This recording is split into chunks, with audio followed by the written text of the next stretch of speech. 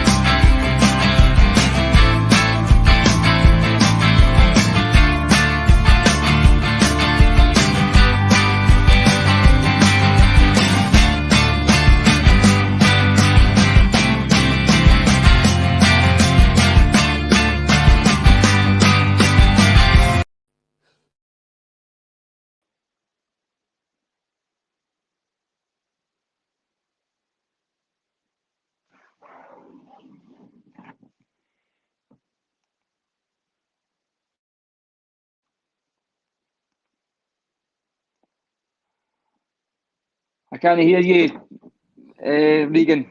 Sorry, guys. I can hear you now, mate. It's fine. I thought I'd press mute. So I'm joined by Mark. Thank you for joining me, Mark. Thank you for everyone who's watching us on the Bhoycie bus. Obviously Celtic are not playing it at the moment, but there's still a lot to talk about. Thank you for joining me, Mark. Are you doing You're well? welcome, mate. Are you doing well on Sunday? I'm doing really well, mate. Yourself? Yep, doing good. So now we're going to just jump right into some Celtic. Obviously, this time last year, Celtic signed a number one, a top goalkeeper in Joe Hart. But the first talking point we're going to talk about is who would be a good second choice for Joe Hart. Because in my view, I don't think that Scott Bain is up to the task of being second choice stopper for Celtic. No, we're in a bit of a quagmire with that because we could potentially bring in a lone keeper, but I don't want to see Celtic go down that route again. We need to build on what we've got, especially with Joe Hart. He's going to give a bit of experience that I want somebody to learn off of, and I don't want us to bring in a keeper for England and maybe bring him in for 12 months, gain nothing from it, and gain nothing long term. So I was looking at Max Stryjek for Livingston. He seemed to always pull off some big saves. Because they had a brilliant defence last season, for the last couple of seasons, Livingston. I think he's a big part of it. And I did see we were linked with him maybe a week or two ago there, so I don't know if there's something in that. I was thinking the boy for Dundee United, Seagrass, but I heard he's off to England somewhere. Yeah, he would be my top choice. He was my top choice. Another one from Scotland is the big guy that plays in goal for Jack Ross's side at the start of the season. That's the guy they signed from Armstrong. I think it's is it Macy? Matt Macy. Yeah, I mean they just signed David Marshall, so surely Matt Macy would be a very good shortstopper for Celtic, because the ideal thing for him as well is he's still very young. I think he's only about 25, so he's still got a long time to be a top shortstopper for Celtic. But in terms of that, see, I think it's a young guy from Chelsea we've got, Obafemi. Yeah. Well, I think he might have been in a couple of first team squads. I think he's been in around the team when they've been travelling as well. So I think they've been kind of slowly bringing him into the reality of what it's like to play for Celtic. But he looks, I don't know, I'm about 4'1", so I can't really to mention anybody's height, but he looks small. And I think we've had too many keepers that don't command a penalty box. I mean, I didn't have a big problem with Scott Bain. I think Scott Bain was showing up the last maybe year his contract at Celtic, his time at Celtic, and number one anyway was the fact that he didn't have competent defenders in front of him, especially strong ones. I know Julian was quite good in the air, but he was like an octopus on the ground. You know what I mean? His legs are out of place, and he was always due to bring somebody down. And see if your goalkeeper hasn't got confidence in the front two in front of him, or even his back four altogether, he's not going to have that much confidence in himself. And I think that's a big part of when being a goalkeeper for Celtic is it's not just the ability to be 90 minutes tuned in, because you could do nothing for 85 minutes. I remember Pat Bonner talking about that. He's a bad example because he gave me horrors, that guy. But he was talking about when a goalkeeper signs for Celtic and they've never been, for talk's sake, been part of a really successful Aberdeen team.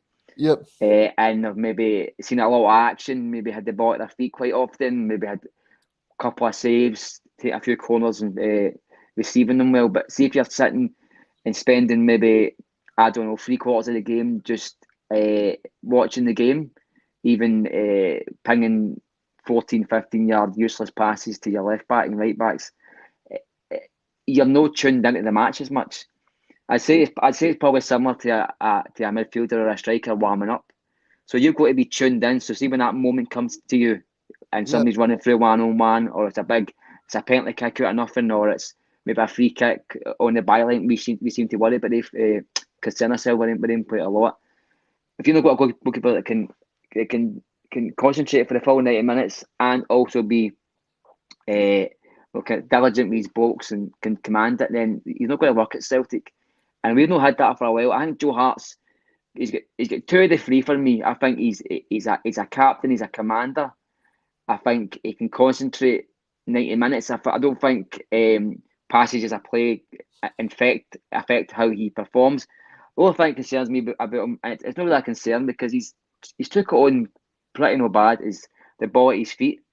And that was a concern when he came in, because I'm sure Man City, they dropped him for that reason. And I think, Spurs, Man City and Spurs kind of dropped him for that reason, I think, because of the ball at his feet. But in the same point, we're not really playing against players of that calibre. I just want to bring a few of these comments up. So somebody said that Celtic don't want to bring in someone that's just sitting on the bench all the time. Maybe someone that's maybe going to put pressure on Joe Hart. I don't know about you, but I'm thinking maybe he might go to Australia or Japan, maybe. So maybe a young goalkeeper. Well, that's the interesting thing about this guy is he's no dipped his feet into the usual waters. They do Dan. I know Abada was do Dan's player, but we've seen this wee small black book at Celtic. Peter Lawwell seems to have in his back pocket. It does like MDLC, and I know it's like Max Clifford's book, isn't it? And I think he phones the same people all the time. I don't know who's going to phone at Man City now, because Mark Lawwell's at Celtic Park now. But so there'll be a lot of markets that we've not tapped into. That this guy's, I mean, I mentioned it before. Maybe there was like players, including goalkeepers, that's in these markets that's been spoken to already, but due to contract reasons or just due to loyalty, they've not decided to leave their team, because their season starts at different times for Scotland. So pre-season to us might be the right, Suki bum time part of a season in Japan. You know what I mean? So you can appreciate why these guys aren't want to leave at this time of the season. for loyalty, for one, you know what I mean? And it could be financial as well.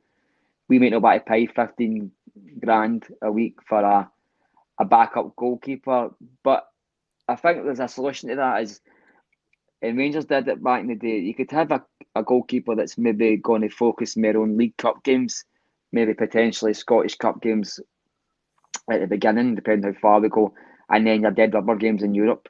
So they've got the experience of playing at the big crowds, wee bit of pressure.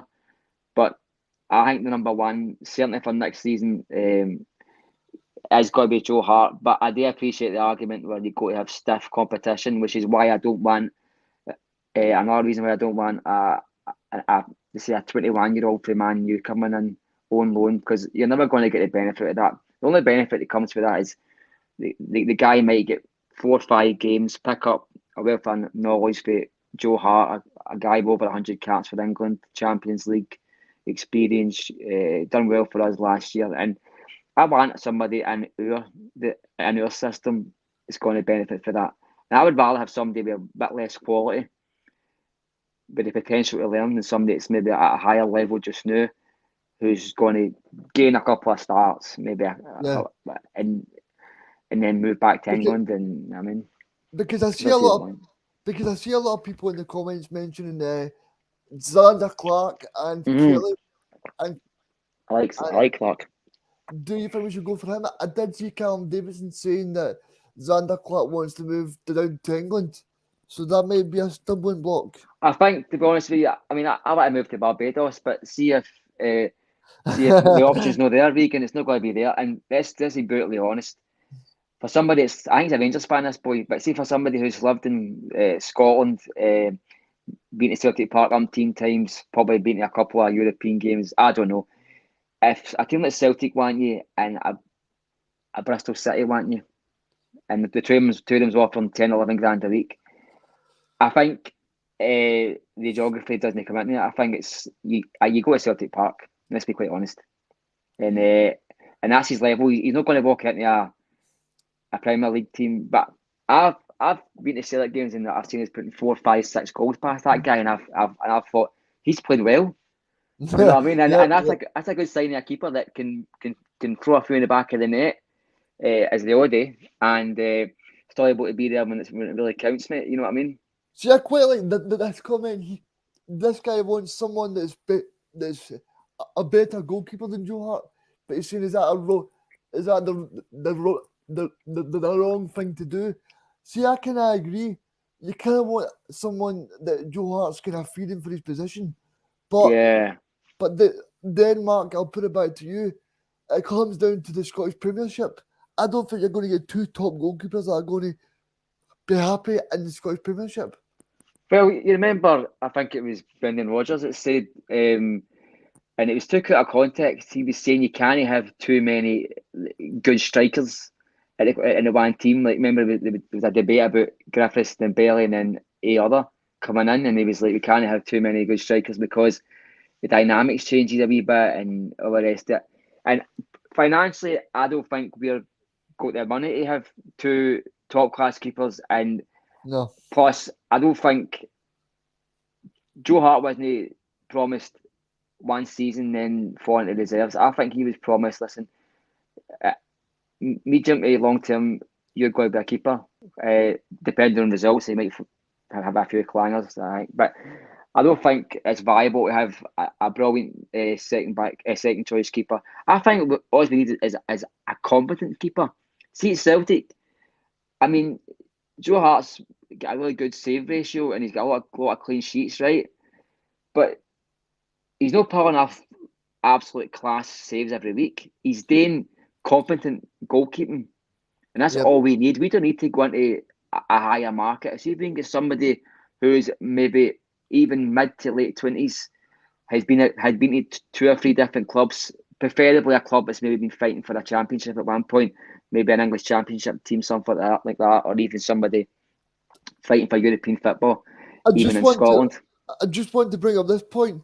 He talks about the importance of having someone that's a very young player, and that Joe Hart can teach this guy all the aspects of being a proper Celtic goalkeeper, which I kind of agree with, because see someone that's a young player that Celtic buy, and that experience of Joe Hart will be so good for him, because Joe Hart's he's got over the 75 England caps. He's won the Premier League down in England. He's won the FA Cup.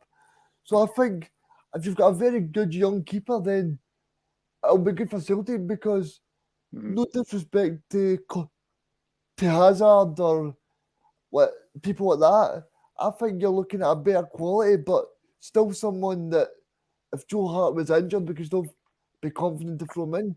Because I'm going to put it out there in the comments. I think if see, I think next season if it could come out that Joe Hart was out for 4 or 5 months, I think Celtic fans would be pretty scared. I don't want to say scared, but they would be a bit apprehensive with Scott Bain playing for 4 or 5 months. Would you not? Oh, it would actually it would be incompetence for our side if we don't look at this window as a way a kind of softening that blow, because I don't know Joe Hart's injury background. I really don't know. He seems a really fit man. You know, he does like training schools on fitness and things like that. So there's also much fitness that can help you if you turn a hamstring or breaking a finger or breaking a wrist. So I think I agree with you there. You know, I mean, I think I've always said that the loan market's only good, or the market you go into for buying like keepers or any player that at a certain age bracket is only as good as how you play it. And if you're bringing in a player like a loan player like we did with Paddy Roberts for 2 years, he was at the age where he was just touching on first team football. Yep. So that was a good deal for us. We got him for 2 years. Turned out we ended up getting him for 3 years. That was a good deal for Celtic. Good for him. Good for us, and good for Man City. Now, if we can't always get the deals across the line, and sometimes you got to just kind of bite the bullet and bring in stopgap players and like Robbie Keane type players that'll just kind of just it's the best we can get. It fell in our lap, so let's go for it. Carter Vickers has been one of them. I mean, he was signed at 11:57, and just think back, if it went to midnight, I don't think the season would have went the same way. But anyway, on your point about the goalkeeper situation, I don't think I would be absolutely shit myself if we had Scott Bain as our number one keeper. I don't think he's tall enough. Again, for me saying that as a laugh, I don't think he's tall enough. I don't think he's commanding enough. He can stop a shot. It comes to Hazard, I think they called Hazard by the right name, because he is a fucking slip hazard, that guy. Honestly, he's a hazard for my heart watching the guy. I mean, I've got a good memory of the guy. I mean, he can tell his grandwains that he saved 2 penalties to win us the Scottish Cup and the quadruple treble. He might tell his grandwains not to watch the first 90 minutes when they flung 3 in the back of the fucking net. But I think that'll probably be a big worry for the Celtic fans. And I've looked at last season in the same way. Actually, I was thinking last season I was going right back, 2 good options, left back, 2 good options because we can play Juranovic there instead of Taylor, and which happened to us. And I felt like throughout the full team, we had a good backup, or at least a good decision to be made. Yep. Everywhere except the goalkeeper. And I'm glad we've got Joe Hart on a permanent contract and all the rest of it. But the worry is, he could put an egg in the microwave like fucking Kurt Broadfoot and blow egg out of his face and be it for 2 weeks. You know what I mean? And that might be a derby match. It could be Pataudry we need to go to Tynecastle. So it could be big matches these guys need to miss. And if that happens, we need somebody that's going to come in, which ticks the box for Xander Clark. Or that Stryjek, guys that have played in the league, you know what I mean? And that have been to Tynecastle, that have been to Ibrox, probably unsuccessfully, to be honest. But these guys that have been in these places. I just want to ask anybody, does anybody know the age of Joe Hart? Because I think 34. This might be controversial, but I think Joe Hart could see out his time as a professional player at Celtic. I don't know what you think, Mark. I think that's been I think that's been part of the negotiations, mate. I think he's got a kind of pathway into coaching keepers or something at Celtic. I think that's part of it. I mean, I think he signed a 4-year deal. I might be wrong there. Somebody might tell me it's free. But see, his age, that's nothing. That's a goalkeeper can play at a 39, 40. I mean, look at McGregor. He's flung a few in the back of the net himself this year, but he's still a very good goalkeeper. You know what I mean? Very good goalkeeper. And fitness doesn't come into it as much at that age. But even if it does, he's a very fit man, Joe Hart. You know what I mean? He's a bit like myself. He's like a tank. Yeah. You laughing? Yeah, I'm laughing. Do you think that in terms of Joe Hart, do you think he needs a competition to thrive even more? Or do No, or do you no, I think, don't. yeah, I think no, I don't, mate. I think even when you hear him speak, it feels like he's always talking about living in the moment, and he always speaks like he's been at the top before, and he get knocked off that perch very quickly. So I think he knows what it's like to lose that stability and that feeling walking into the park and playing first team football. So I don't think he needs the actual competition. I think he's this guy isn't 21, 22. This guy's been through it all. He's been through a lot of personal issues as well, like say bad times at Spurs and Burnley. I think so. It's not like he needs that wee competition looking at the back of his shoulder to see who's coming behind him to perform at his level. He knows where he's at. He knows it has to be tuned in every week. He knows the fans don't take second best or take fools gladly. You know what I mean? So I think he'll be well aware where he is and where we are as a team that he has to be on the ball. Yeah, I just want to bring up that point from David Logue there. David Logue was saying, I think it's Dubravka from Newcastle. He's talking about the only problem I see with Dubravka is Dubravka would probably want first team football. Well, it sounds like a good name for Scrabble. I've never heard of the guy, I'm going to be honest. Dubravka. That's about 100 points there. That's a winner. I never heard of the guy, but I'm assuming he's maybe second or third choice in Newcastle, and that's why he's linked with us. If that is the case, I would like to know how much football he's actually played and what age he is. I really don't know. Yeah, because I think Dubravka is a very capable goalkeeper, but the only thing for me is I think he'd probably come to Scotland and he's probably a really top goalkeeper. And I think if you're a top goalkeeper, you don't want to be sitting on the bench. I mean, look at when Brendan Rodgers signed, that was a perfect example you used. Brendan Rodgers had two really good goalkeepers. He had Doris and he had Craig Gordon. The problem was that those two were very good goalkeepers, but the thing was that I don't think you can say to a player like Craig Gordon, look, Craig, you're going to be sitting on the bench, because Craig Gordon's proved, and Craig Gordon's going to be 40 next season. Craig Gordon's proved that I don't think he's worthy of sitting on the bench at Celtic.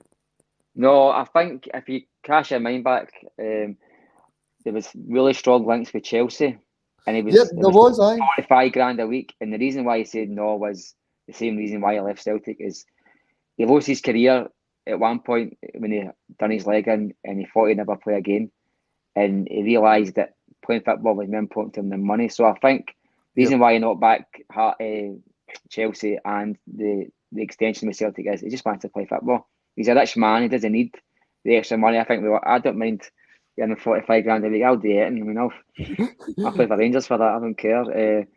But I'd let every goal in, by the way, if I was playing for Rangers. I'd be the worst keeper ever. I'd be made of fucking wet paper. Trust me. I still take your money. No, but you're right. Craig Gordon probably was.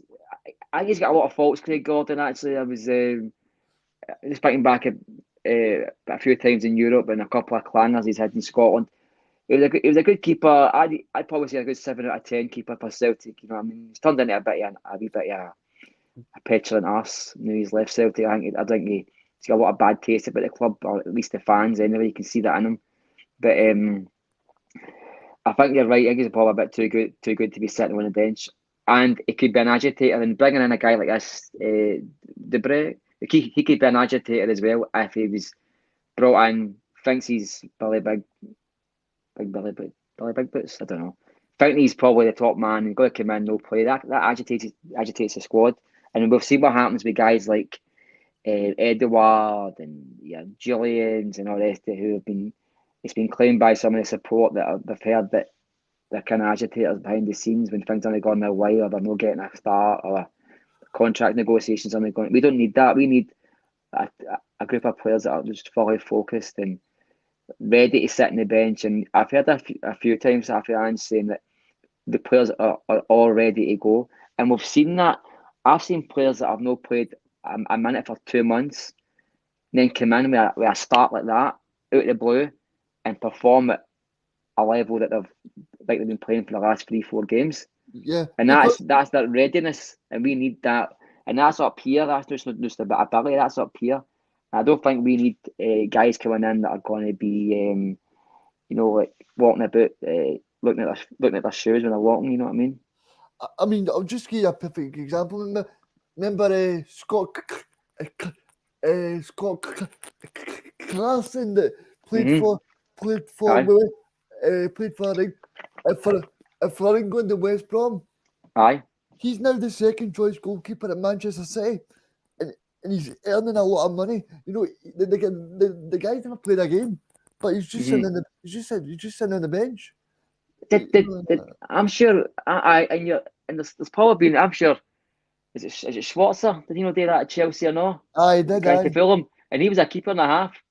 And he took the money. Don't get me wrong. And I'm pretty sure Magnus Hedman got a bizarre, crazy contract under Mourinho at Chelsea. That's the other end of the spectrum. That's somebody who couldn't even tie his shoelaces and catch a ball. And you go, wow. But I suppose that's the other side of that. But I don't think it works. I don't think it goes well for the team when you've got players who feel like they're dissatisfied with the game time they're getting. Or we need people right now. We're still building. Last season was outstanding, but we're still building. I mean, you might see 3-4 players this window. That might be all you see, mate. But 3 of them might be first team players. Now, if that's the case, people are going to be getting displaced. There's going to be a wee bit aggro. We need players that are 100% focused on the unit. If guys are coming in and they feel like they're at a level where the guy in front of them isn't that much better than them, they should be playing. It's good for the competition because it brings every level up. But it's not always good for the unit itself. See, I totally agree with that because see the thing you spoke about there is everybody being on the same page. And I think if you've got a really good goalkeeper up against Joe Hart, then that goalkeeper might start to be a bad apple in the dressing room. It might start to go, well, I'm supposed to call this, and it might start to leak things to the paper. I mean, I don't know, I don't want to use this, but look at Encham when Encham was looking to leave. Everything there was supposedly someone that was telling the squad who was playing the day before. There was things like that, and that could start to creep back in again. There was a leaks, and it was getting embarrassing. Sometimes you were seeing the teams on a Friday night and all the rest of it. I always say, I remember my big mate Bill used to go to football way years ago. I remember him telling me in a conversation about Andy Walker. He was saying to me, Mark, he says, you always see like a Celtic source has said this, a Celtic source has said that. He said to me, that's the guys who are leaking stories to their pals in the media. See, at the end of their career, they walk into a media job. Same thing happened with Chris Commons. He was agitating a lot, and that's what happened to him. And you maybe see the guys like your Kenny Millers, your Richard Fosters, your guys that have seen a lot of airtime on BBC and things like that. That's the club source, and I think that's where that comes from, mate. You know what I mean? It's like, so, and Cham might have been the guy who was doing it, but I also have rumours that it was guys like Scott Allen and things like that. He's still playing football. I don't really know if it's him, but Chan was certainly one of the agitators. I mean, there was folk saying there was a wee kind of French quartet. I think it was Cham, Edouard, who was the other two? Was Dembele and there was 4 of them, I'm pretty sure, all in. They were seemingly like... It may have been Kouassi Abou, you know? It might have been, I'm not entirely sure if it was for a French region or something like that, but I'm sure it was a quartet of them. I just can't count, mate.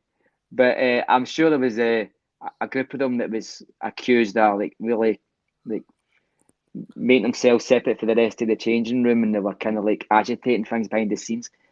Maybe I don't know if maybe, but yeah, has been in that crowd as well. I know he's Belgian, but maybe he's been in that crowd as well, mate. You know what I mean? And it just doesn't work, mate. It just doesn't work. And I think we don't always see it on the park as fans because we just see the end product, but we don't Yeah. see the guys at their work. We just see the show at the end of the week. We don't see the rehearsals, mate. You know what I mean? And if there's a lot of aggro behind the scenes, it doesn't make for a good team long term. You know what I mean? It's irritating the fact that these guys who are paid a fortune for doing something I would do for nothing and you'd do for nothing, and they're kind of behind the scenes, making things difficult for the manager and etc. See, I think that's a perfect point you make because if you look at last season, obviously Ange has done really well, right? His coaching's done well, and everything's been great. But if you look at the time under Neil Lennon, I think part of the reason that everything was going wrong was on the park was there was so much media hype, media scrutiny, that there was so many people talking because you had people like Andy Walker, Paki Bonner who were on BBC, who were talking on BBC every day about Celtic, and that can help the squad. And I think that I think Ange Postecoglou has done really well at deflecting from everything and Yeah. focusing on. Because if you look at people, like every single player in that squad obviously wanted to be there. Mm-hmm. I mean, you talk about Andy Walker. I call him Celtic's chief mourner. He can't wait to be standing outside Celtic Park after a bad result, talking about how Celtic's going to implode because he Red Bull Salzburg's put free passes. He's like a guy just an absolute tit. Charlie Nicholas is the same. And I think on that point about Postecoglou deflecting, I remember he was asked a question about a comments made by Champagne Charlie, and he was saying that he's not interested in there's certain ex-Celtic players with an axe to grind.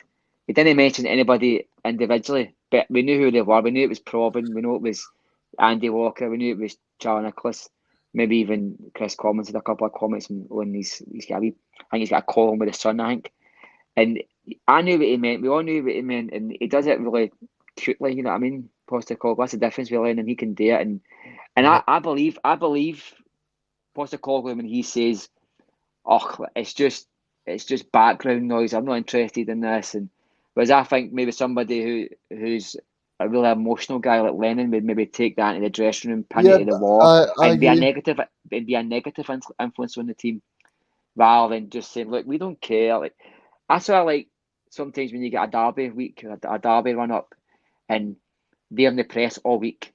You'll have Graham Souness talk about how good their left back is. You'll have an ex-player saying this. You'll have the press hyping up a new striker, and we're kind of in the background. I like that because I think we're just being left alone. Let them Yep. go to good press. Let them carry on with England and just be up their in arses. Just let them do their own thing. That's fine with me. So when we have a week like that, I like it. Yeah, I just want to bring up the next talking point, and that is about the Celtic. They beat Glasgow City last week at Tynecastle by 3-2. Celtic were down to 10 players, and Aye. they won 3-2. I think Fran Alonso's done a great job with the Celtic ladies. Oh, aye, of course he has. I mean, I think they were made professional maybe 3 years ago, but they were still kind of tittering on the edge of being a good team. But that takes time, even with money and all the things that come with being a Celtic player, even in the women's game. And I think the guys, I think he might have had experience with Everton at youth level for the He boys. did. Aye, so he's not a He did diddy. experience with Everton and Southampton. Aye, well you go then. He's obviously get a pedigree at some level. Yep. And because I want to ask you this, because I know David Logan Russell spoke about it the other night about trying to attract fans like something like WWE. But something that I want to talk about on the I want to talk about is the fact that surely now Celtic should say, right, every season ticket holder should get free access to the Celtic FC games on a Sunday afternoon, because surely that would bring in more people. Well, you've got to go on the charm offensive with this. You've got to kind of like, I mean, there used to be a drive years ago. They used to go to a lot of schools and things like that, and kind of like try and push the game onto people and try and give away free tickets and all the rest of it. I think there's got to be a big PR charm offensive by the club, but the optics has to be right as well, mate. You can't have them inside Celtic Park with 1,000 fans. I think if you're going to get serious about it, you need to build them a stadium. Yep, And I'm I'm well. not talking about like the shy break Celtic at Erdrees. I'm talking about maybe on campus at Lennoxtown isn't going to be enough either, because it's too far out of the way. I mean, I'm a Celtic fan. I could tell you everything you want to know about Celtic, but Lennoxtown seemingly is really hard to get to. So that's not going to be an option, right? It's got to be either within driving distance for the stadium, maybe at the Barrafield. There's talk about building a development there. It's got to be easily accessible, cheap as well, if no free to season ticket holders. And I don't think it should happen. It shouldn't be playing them in like a Thursday night or anything like that. It should be like, if Celtic are playing the Sunday, on a Saturday. If Celtic on a Saturday, play them on the Sunday. So there's enough time for the guys that are maybe get nothing to do and can maybe drive out to the stadium. But it's got to be fit for purpose. Maybe only 3,000, 4,000 big in capacity, because even 2,000 in a stadium that size it looks bumper. It looks like there's decent like hunger for that. It's decent appetite for that sort of football. So we can't play them at Celtic Park or any big stadium like that, because it just looks like a token gesture. So if you're going to get serious about it, you've got to kind of like invest the money. I mean, we spend a lot of money on things that are a lot of guff, like 300 grand on trips to Dubai. So there's discretionary money at Celtic that should be spent on things that's going to help the women's game. Yeah, because one thing I want to talk to you about is the fact that surely by now we should be saying to fans, right, this is where you go, because see going up to the Scottish Cup final last week, I don't think there was enough press coverage of it, or radio interviews or TV interviews. There wasn't anything on. I only saw it when I was watching Celtic content on Twitter or the odd YouTube advert. It would maybe pop up. So it sees almost little to none. The only time I've seen it pretty big is when I think Scotland, the women's team, attracted something like 20,000 to a match maybe 2-3 years ago, and there was a lot of hype about that. And I thought, well, maybe that's a wee turning point for the women's game, that it's a big bumper crowd, but they never took advantage of it, mate. They just let it just slide back into the background again. I'm no a big lover of any football other than Celtic, to be quite honest with you. But I've tuned in a few times when there's been highlights on the Celtic women. I've checked the results online and all the rest of it. And I'm an avid fan. So That's very good. So to pique my interest isn't very hard. You know what I mean? You could show anything, mate, when it's got a Celtic badge on it, and I'll watch it and I'll rewind it again and watch it again. So if I'm finding it hard to find content and find it hard to be sucked in, then the club's got a job in their hands. But as I say, if you've got to take it seriously, if you've got to make it professional, don't make it a token gesture. Grab it by the scruff of the neck and say, listen, let's see how they do it in America. I mean, American women's soccer, it's big business there, and they must have got it right at one point. So you would maybe look at how they're doing it, and a lot of them you'll probably find don't charge entry fees or things like that. It's market. I mean, nobody does marketing like the Americans. Yeah, I mean, even Barcelona got 100,000 fans at the new camp last week. So what's that for? For our Champions League quarter final and semi final, both of them sold out. Oh, really? Yep. So I think part of the problem for others is over in Barcelona, it's becoming a big thing now, you know, and that's probably down to the way that they market the football over there, because this is something that me and you're talking about in a podcast, but people in the club should be seeing this and saying, Right, what is Barcelona doing to get 100,000 fans in there? What are they doing? Well, I don't think it's hard. You don't need a think tank. See, when there's obvious successful stories, where no matter what you're talking about in football, see when there's obvious. Look at that Bodo Glimt. That's a success story, right? So there's obvious Yep. paths that these guys have took. Now, you don't need to start for this. You don't need to start for the start and have think tanks and have a meetings about meetings. Look at what's worked. Look what Holland did when they had a lull in international football, and Germany too were producing below standard teams. How did they build it back up again? What did they do? What networks did they use? You know what I mean? How did they do it? And there's obviously there's examples out there, as you just mentioned there, about Barcelona, and I mentioned the American game. Yep. There's obvious there's patterns to it, and obviously Scotland's a much smaller country, but you don't need to attract 10% of the population No, to you make don't. it better. To make it better, all you got to do is see the core group of your fans, engage with them, see what would make it better. You know, sections of the Green Brigade, the boys, make it a bit more fashionable to watch the women's football, and you know the most of the content I see on Twitter about women's football is because I feel them are good looking, you know what I mean? And it's a laugh and it's funny, but Yep. we all like looking at them. But in women dating, when there's good looking football players, guys, and all, so it's not as if it's sexist, but it can't be just about that. If you wanted to be about serious football and Guineas lasses their due credit, you go to concentrate on it. Yeah, I mean, even the thing like that David Logan Russell were talking about the other day. See that Celtic festival they done 2 years ago? They could even set that up every few weeks and say, right, we're going to get a meet and greet with the Celtic ladies players, and that could they can meet the players, they can sit down for lunch, they can do a Q&A, stuff like that. Even things, exactly things that's going to engage with people and get the young lasses out there and young boys out there looking up to these football players, not just the men's game. Make them a bit more accessible is always a good thing, you know what I mean? And I don't think the club have got a Twitter account, and they kind of like they market the shop quite often. You'll see like they'll tag the shop into like shirt sales, and they'll tag the ticket office, but not so much the women's team. It seems to be like a wee message like good luck to the girls today. You know, it's not like here's our captain. I don't even know the captain's name, and I can see her face with the blonde brown hair.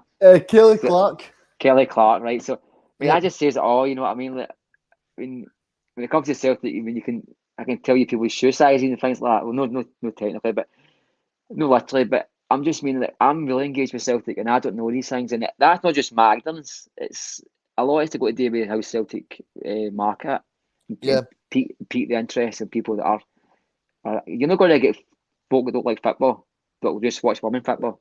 I mean, that Exactly. doesn't happen. That doesn't happen, mate. It's just that's not going to happen.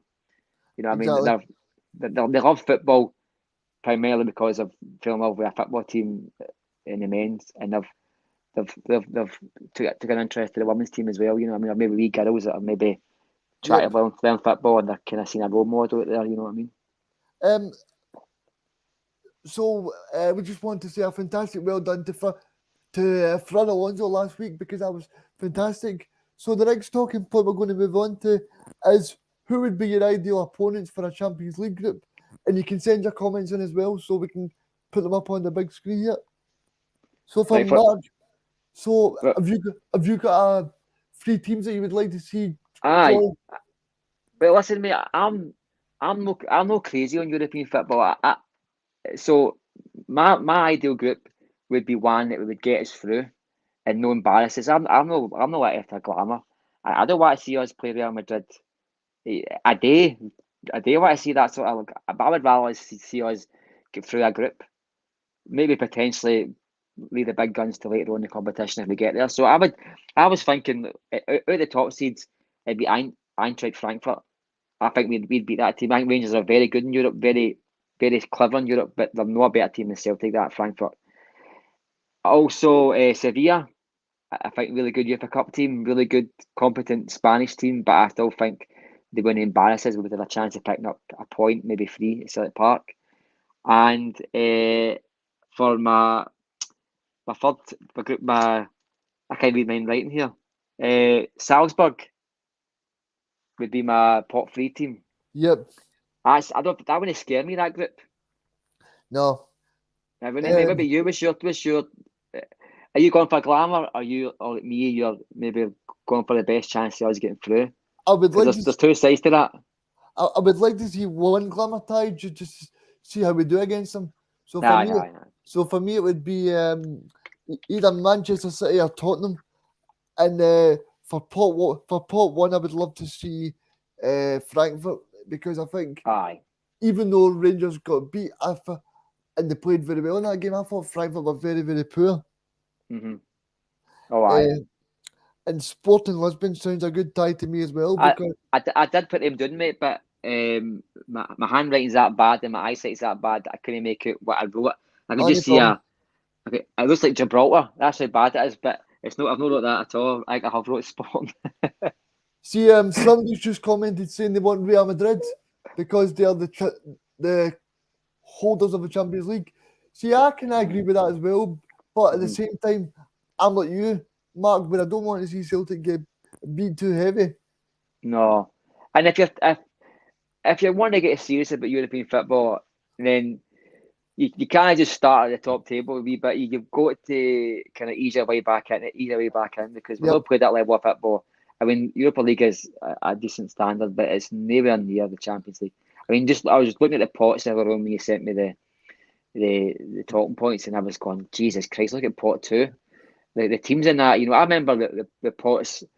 Pot 1 was out really hard, and then it was getting easier and easier. But it's not like that at all. You've got teams like Liverpool in pot 2. I mean, so I want to see us play. I mean, I've always fancied playing against Real Madrid at the Bernabeu. I think that'd be an experience. It'd be fantastic, especially for Celtic fans that are ages me. I'm with 38, so I've not seen us Celtic in the European Cup of old playing these sort of teams. So I've not seen that before. But I don't want to watch another 8-0, mate, honestly, because I remember I was walking out of the PSG game with my brother, and I was talking to a guy, and I remember saying, like, that team won't even get by in the last 16 or get to the quarters. And they beat us 5-0. It was like, even Beaton said they play a different sport for us. And I thought to myself, that's spot on. I was like, they're not going to win this competition, and they're in a different stratosphere for us. And that was a good Brendan Rodgers team. Probably wrong tactics right enough, but it was a good team we had. So I want to bring up this talking point, and it's from the main man of the Sunday session, for Phil McGinley. He said he would like to see Celtic go up against Diego Simeone in Spain, and I tend to agree with that, because if you look at Diego Simeone, he's very negative. I watch Spanish football all the time, and even teams like Villarreal or teams like that. So I think this is a manager that likes to sit back, soak up the pressure, and then see what he can do. And I think that's perfect for Ange Postecoglou, because if you look at Celtic, we like to play the ball around. The ball around. We've got some tricky wingers. I don't see any reason why we should go in and fear Atletico Madrid. Well, it's a good point, because I think that the worst thing any team can do is no pressers. See, when you don't press Celtic and you allow your defenders to step out, it creates a can of worms for their midfield. It's players scatter around the place. And I think if that's the sort of football Atletico play, then that would suit Celtic. I think that football suits our game as much as an open game does, because our open game for us is like basketball, and it doesn't always suit Celtic. We normally come out on top in the games, actually, but we don't play our best football. We play our best football when we own the ball constantly. I mean that's the exact reason I said to Russell a few weeks back. Celtic, when they played Bodo Glynn, the midfield was overrun because big time. Because we had too many ball players in there. Celtic needs someone that's going to, I don't know, be very aggressive like Scott Brown, somebody that can put a tackle in. And I think that's something that Ange Postecoglou will look back and see, what do I need up against these strong teams? Because Ange will know he's going up against some powerhouses of European football here. Now we're going to move on to a bit of nostalgia, and it is the fact that so there's going to be no football until a couple of months' time. So that's part of the show that I'm going to do is talk about some past some past fixtures of Celtic that are very, very memorable. And the first one we're going to choose this week is Celtic 3, Manchester City 3. So what is your memories of this game? Because I remember going into this game very nervous because I think Manchester City were out. They were 20 games unbeaten or something like that under Pep Guardiola. I think they've won their last 11 games and they lost a goal or went Aye. behind. Yep. And I think I must admit, see that match, I'm a very pessimistic person because I fear losing so much. You saw me on Twitter, mate, so you know that's a fact. But for me, that game, I wasn't all that scared about it. I actually had a wee feeling that we could upset them and we could get in their faces. And the atmosphere that night was, for me, it's maybe the top 5 I've ever been in my life. When I left that match, I was exhausted. I was that tense and that my body. I don't know if you've ever been to a match, and you've left it thinking I must be more tired than what the players are. I was exhausted. I wanted to just sit in my chair and just fall asleep there at night.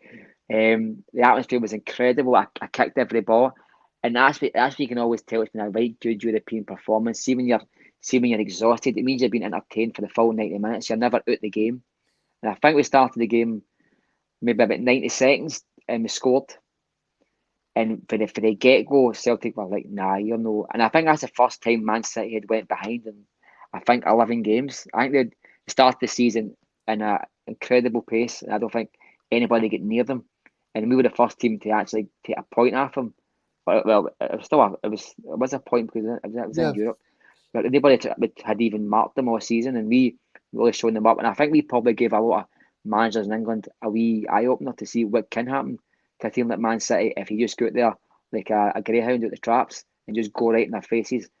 And they didn't settle in. I mean, I don't know if you remember the anthem at the start of the game. That was one of the best. That was one of the best ones I've ever seen. I was up there with Barcelona. The noise was just white noise. It was incredible, and I think they were a bit spooked by it, and they knew this isn't going to be a walkover. It turned out that way. Yeah, because I was going to ask you this question. Do you think that was the proper last time that you sat and went, right, that was the last time where Celtic done really well on a big European night? Mm-hmm. For context, a big European night, absolutely. I remember the Bayern Munich game, we get beat 2-1. Yes, I was there that night. McGregor scored. Yeah, I still think, I'm a bit biased, but I still think we could have won that match. We get beat 2-1. And they scored straight away after we.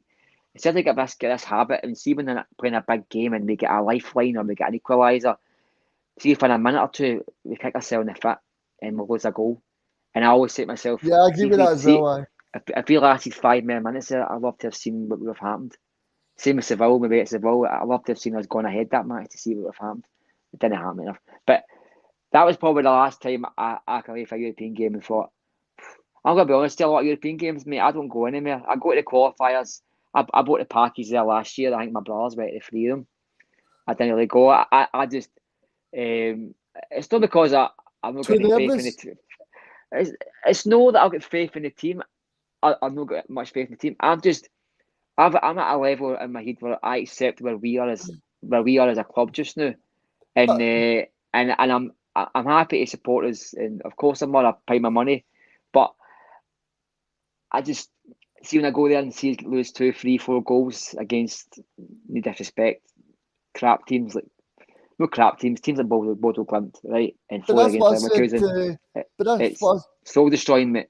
Yeah, I mean, but that's what I said to Connor and Russell the other week. Surely Rangers getting to the European final has made you feel a bit better that Celtic have got a chance against these teams. Because... No, mate, because I think Rangers must have sold their soul to fucking Beelzebub, because no matter what happens, see if they fell in shit with the diamonds inside it, you know what I mean? They're so, their type of football suits Europe because they've got very limited ability. I don't mean very Yep, limited, remember that game? but they've got this kind of way of just waiting for the right moment to pick teams off, Yep. soak up the pressure. They'd even do Ibrox sometimes, and when they've a second leg at Ibrox, they always tend to win as well, which we don't always do.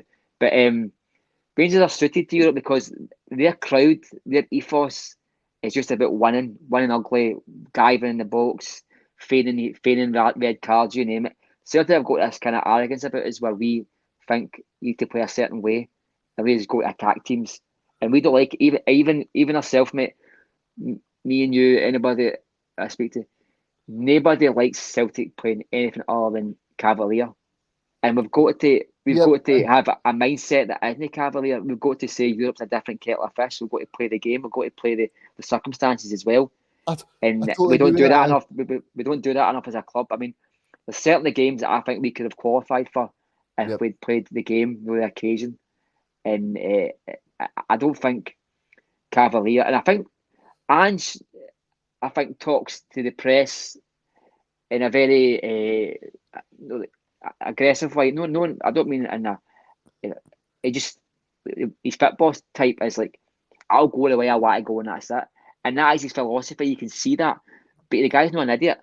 Yep. I think he knows there's a certain level of ability in the team, and I think this season you might see the evolution of that, where you might see maybe an extra midfielder dropped in there, maybe two sitting midfielders in the big games. You know what I mean? Three along the back, five in front of them. You might see a wee teensy bit more, cautious approach by Celtic, but with the same cutting edge Because that he's got just now. Because I totally agree with that. Because if you look at it, I think Ange Postecoglou, right, as much as he'll say to BBC Scotland or different radio stations that I'm definitely going to play the exact same way, I'm going to do this, going to do that. But He's not an idiot, mate. Ange Postecoglou is going. He's going to say one thing to the press and tell the players a totally different thing. Aye. I mean, he knows that he's coming up against Liverpool, Manchester City, Tottenham, Barcelona, Real Madrid. He's not daft. He knows what he's doing, and I think you'll see a totally different Ange Postecoglou approach in the Champions League. There you Definitely. I totally agree with you. I mean, there's no way that any manager speaks to the players about the same way he does with the press, because even when he's protecting his players in the press, he's slaughtering them in the dressing room, and when he's slaughtering them in the press, he's maybe got their arm around a few of their shoulders and saying, "Listen, these things happen. Pick yourself up." So the managers don't always say the same thing to the press as what they do behind the scenes. I mean, even going back to Celtic's approach in Europe, one of the main reasons why we got so far under O'Neill, he's in Seville, and then in 2004 we got to the quarterfinals. There was still a wee shock factor at how good Celtic actually were. You know, I mean, Celtic were an exceptionally good team. You know, back then, they were really good. I'd say maybe two players away from winning a UEFA Cup. I mean, I think if we maybe played Sanchez brought 1 goals, I've always said that. I said that to John Hartson one time I met him, and he kind of shrugged it off. I don't think he liked it. But I think if we played Javier Sanchez brought 1 goals that day, I don't think we've lost the UEFA Cup. I mean, the Porto team that beat us, I think they sold one player and signed one player. I think they sold Capucho to Rangers, and they signed one player to the first team, and they won the Champions League the following year. Yep. And that's how close we were to being an absolutely dynamite team. So we still had that shock factor about how good we were. So we were able to play our own type of football, still two up front. Alan Thompson run down the wing, a Gat going 100 mile an hour. Even Neil Lennon going 15 yards for goal. You know what I mean? It's things like that. You know what I mean? That was a surprise to a lot of teams. But now you don't get any surprises now, because everything's at a touch of a button for these coaches and the technical analysis teams. Yeah. They've got all the information, and we need to start using that a bit more wisely and start to act like Rangers, because I don't want to see us play like that. I really don't want to see us hit the ball down the line, and I would rather just see us have a wee kind of happy medium where we respect our own ability, but we also respect the other team's ability, and we just kind of find a formula to try and evolve in Europe and become a team that's not just cannon fodder for the big teams.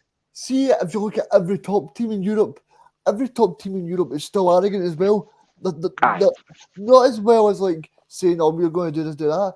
But every team manages the game at certain points, and I just think with Celtic, they go too straightforward and try and score goals. I mean, look at Atletico Madrid. Atletico Madrid try to waste time, slow the game up, try and ruffle a few feathers and try and do everything. I think no, not that I'm saying Celtic should learn from Diego Simeone, but what I'm saying is that we need to start understanding not just playing football. How can we win these European games? How can we make an impact? Mm-hmm. Oh, absolutely. I mean, there's two sides to the game. It's not just about the tricks and flicks. There's a dirty side to it, I know, in terms of staying down after an injury for 30, 40 seconds, breaking up the other team's attacks by, like havering on the ball, maybe a throw in and things like that. It's not just about it's like Europe's. It's the creme de la creme when it comes to coaches and football players. And if any football coach or any player spots a weakness, they'll attack it straight away. And if you're playing into just say a team that's cavalier as well, if you're playing into their hands by playing the football that they want you to play, Yep. then you're asking for trouble. See, I know people don't want to hear this, but this is where the Scotland game the other night, right? Everybody knew Ukraine was a quality team, but I think for Scotland, they gave Ukraine too much respect. Scotland let Ukraine play the ball about, and if it wasn't for Craig Gordon, that could have been 7 or 8. Well, I actually watched a bit of that game. I don't really normally watch Scotland, to be honest with you. I'd rather watch paint drying, but I watched Scotland game the other day there, and I couldn't believe the level of arrogance that even the Scottish press were having about maybe we should give this team a wee bye. Just totally. This team got to the quarterfinals of the Euros, I think. This team were main mugs. And do you know something, mate? And we can see all we want about how Scotland played. I actually thought that team was just technically a better team. I agree with you what you're saying there about that. I mean, I do agree with you. You gave them too much respect. I think that's probably the case in a lot of big games where you're that cautious about making a mistake, where you become passive and you just don't play your own type of football. But I watched that game the other day there, and it was almost like before the match, it was like, oh, here's this wee team that's in a war. Let's just kind of give them a wee heads up, give them a wee bye to the World Cup, whatever. No, that team were well capable of beating Scotland home or away. And do you know something? They probably felt as if they were getting a bit passed over by some of the comments that they were hearing in the Scottish media by saying, like, as if we need your help. We get players that can come on the park and run about and just fucking 150-50s, make your captain look like a diddy. And they did. They were by far the better team in that match. Because this is something that I found weird, right? I don't want Celtic to do this approach as well. I mean, you had people coming out and saying, well, Ukraine are a very good team, but they should be there. And I think that they probably should have been there. But I think in terms of Scotland, I think when I got to the stadium, it didn't feel like a big atmosphere for a big game. It felt like it was all for Ukraine, and we were just there to see the game. Or just to take part in some sort of back slapping exercise.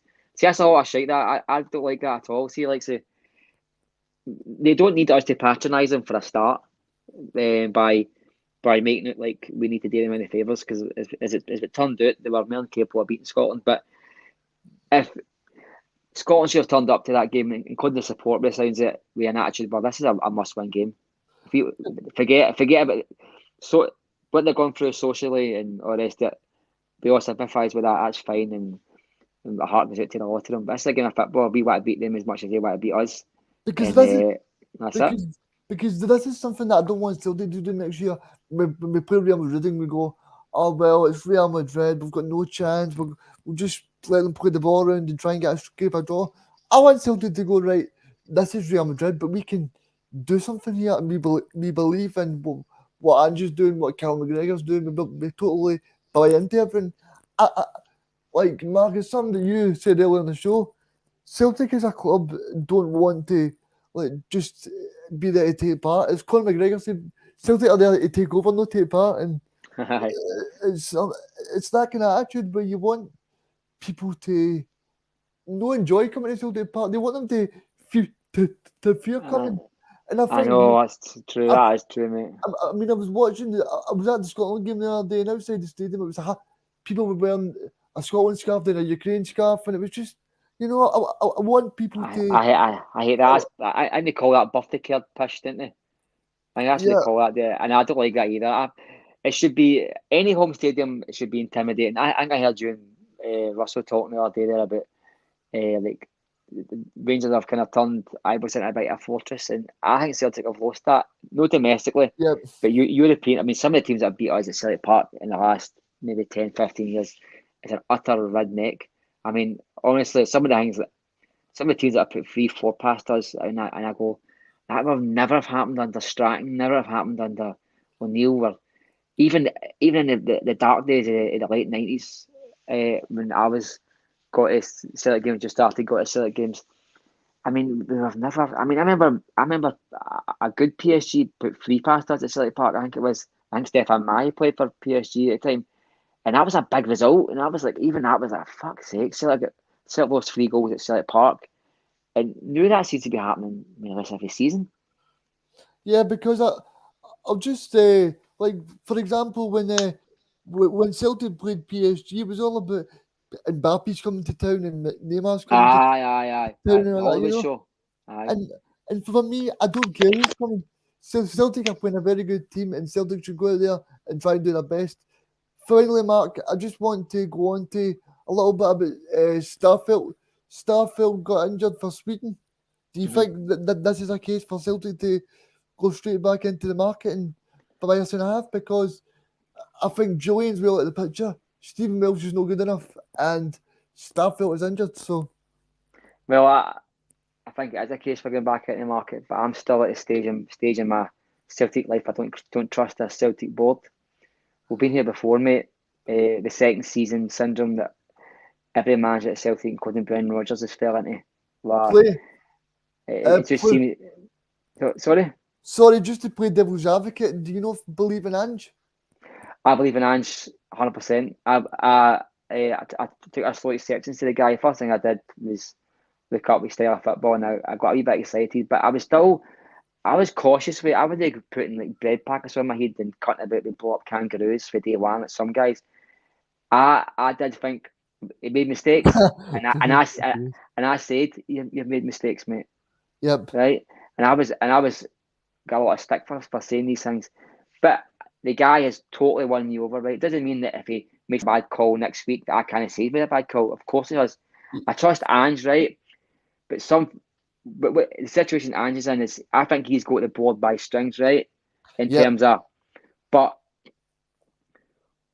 where's his legacy if he walks into the club and says, I need A, B, and C.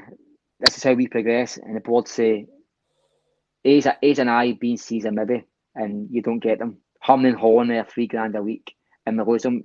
Does he say, "Nah, I'm away," and then he's turned it in expending Rodgers?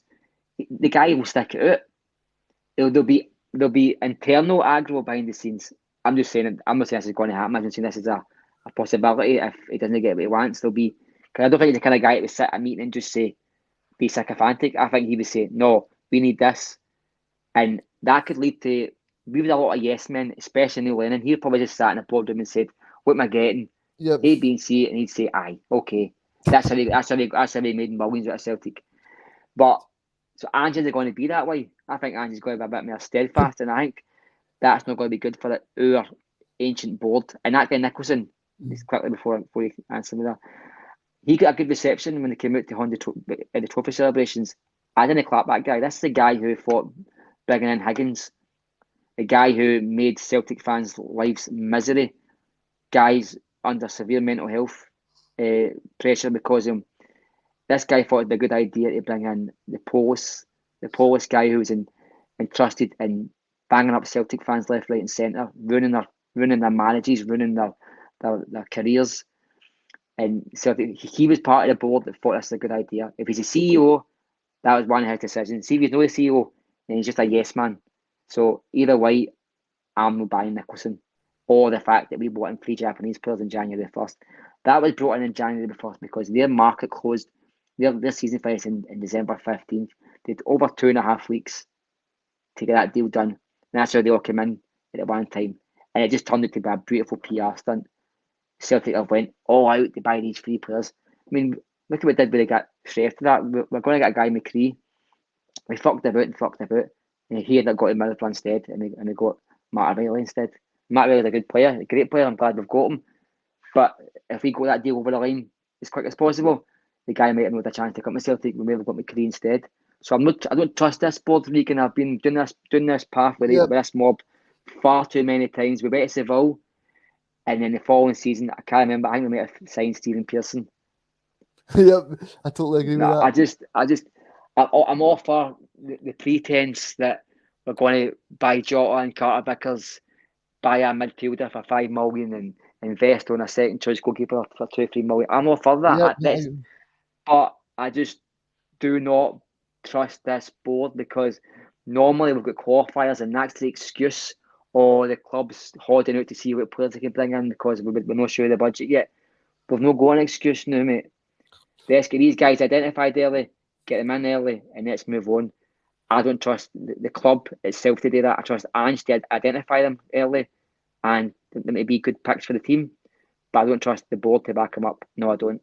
See, Mark, I totally agree with that because I know this might seem controversial, but I find that's totally the reason why Ange signed a 12-month contract because after every single season, right, I believe that Ange signed a 12-month contract because after every season, Ange is the guy that wants to assess how the club move forward. Because, see, Ange Postecoglou, I believe he'll sign another 12 months in the next 2 weeks. But what I'm trying to say is, I don't believe Ange is your man that will sign a 6-year contract because Ange will go, I could sign a 6-year contract and then next year they could throw me under a bus. They could shaft me. They could dare. So, I still say Brendan Rodgers gets called a rat and all the rest of it. Now, there's a very popular story about Celtic were interested in a boy Fertley, seemingly I think the guy ended up going to Chelsea, I think. And Brendan Rodgers delayed his holiday to go meet this guy in the airport. And he found out in the airport after one of this guy's agents that Celtic had backed out the deal. Now, that was a matter of weeks before Rodgers left Celtic. They brought in Jeremy Toljan instead of this guy. An absolute dumpling. How he get signed for Dortmund, I don't know. But anyway, no, Rodgers knew that was the final nail. yeah, Rodgers knew, and I think Brendan Rodgers, the guy didn't lie every time he spoke. The guy wasn't a total bullshitter. The guy did have feelings for Celtic. I think if push came to shove, he knew his time was up. I think he was tied to the end of the season, but he knew the minute Peter Lawwell, he said to him, we're doing things behind his back, that his time at Celtic for his own good was up. And the window closed on the 1st of February and he was away within days. Yeah, because I just finally, before we go, I know we've been on for an hour and 10 minutes and thank you for your time, Mark. But that's all right, mate. But obviously, I don't believe that Ange is not signing this new deal because it will come in a few weeks. I believe that Ange is a guy that's very clever. He knows exactly what he's doing, Ange. And aye. I believe that I think Ange will sign a 12-month contract every single year because if you listen to him on that Australian interview, he says contracts mean nothing to me, mate. Aye, that's true. You know, because you can break them up.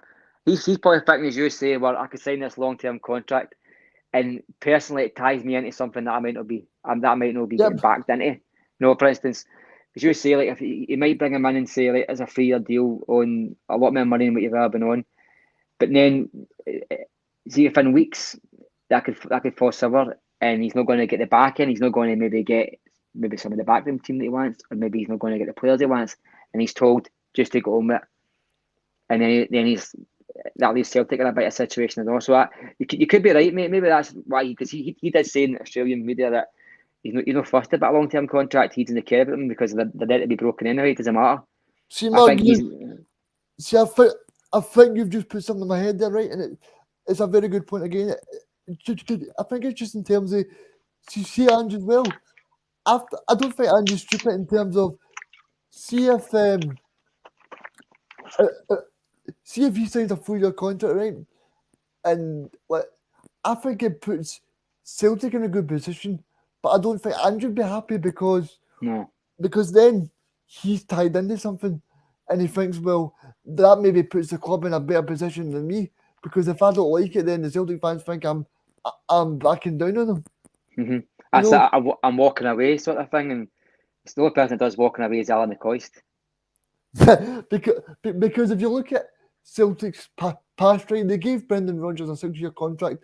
We all knew that wasn't going to be a 6-year contract. That was just to give Brendan a bumper new contract. That was the aesthetics. That was for. And maybe the fact that Ange Postecoglou has got that 12 months contract, maybe that drives him on to go, right, if I show these guys in the next 12 months that I'm going to push this club forward, they'll keep doing my contract. No, it also says to the board that I don't think I've won a watch to be here. I'm happy to be here, but I'm not going to be a yes man. You need to convince me that this is the right place for me, and I'm not going to take any shit you offer me. So do you mean that every single year he's going to assess the situation? I think, well, the guy seems quite measured to me. So, and probably I don't think the guy just jumps into situations. I think he might, because it's a rolling contract, so 12 months is technically 2 years. So if you get 12 months, on the first day the 12th month finishes, you've got a year left. So it's 2 years technically at all times. But so if he dives in, he puts himself in a situation where he could have to walk away if he doesn't like it, or the board might think, well, he's comfortable here. We can start winding back with how much money they give him, the situation he's in, things like that, for players. So I think he's no daft. I think he's maybe I know he spoke to Brendan Rodgers because he said that. He's maybe asked folk about Celtic, like, how do they operate? If I was him, I'd say, what's the board like? Brendan, what's the board like? He might say, first year, mate, perfect. See as soon as you start asking for the higher level of player, that extra $5,000 a week, that extra £4 million, you're going to hit a brick wall, mate. He's maybe had that conversation. He's thought, I'm not going to be made a scapegoat here if things go wrong, because the board got away with that. Even to this day, the Celtic fans will blame Rodgers walking out on Rodgers' greed and Rodgers' ambitions. And the guy was a more honest guy than what some people give him credit for. He said a lot of stories about Celtic and the rest. Some of it was the Danny McGrain stuff. I was there that night about Danny McGrain saying, "Oh, do you still want me here?" etc. He's a bit of a salesman. I know he is, but the guy still grew up a Celtic fan. You know what I mean? I'm pretty sure the guy had offers before he came to Celtic. I'm pretty sure Celtic wasn't the best offering for him. I mean, I'm sure he probably offered a lot more money than what he did at Celtic. He only got $45,000 a week at Celtic. It's a lot of money to me and you, but he could probably get $140,000 a week at a struggling team that was 16th in the EPL. Yep. You know what I mean? So I think the guy gave the Celtic board a brilliant out, because the narrative passed on. Look what he's done to us. He's walked away in the middle of the season. We've got a treble to fight for. When the reality was, he had enough of a stuffy board that was doing everything they can to upset the fans. Okay, Mark, well, I just want to thank you. I think you've done absolutely brilliant. Your first time on this show. It's been great to have you, mate. It's been absolutely brilliant. No bother, Reegan, mate. No bother. And thank you for everyone that's commented, liked, and shared. And make sure to like and subscribe as well, because then that means more people can see the show with me and Mark as well. So thank you guys for watching, and we'll see you next time. Some of his comments about me deliberately trying to cause controversy. Well, I work in the media now, and you've got someone sitting there next to you who's an embarrassment to the media profession. He's an apologist. He's a charlatan.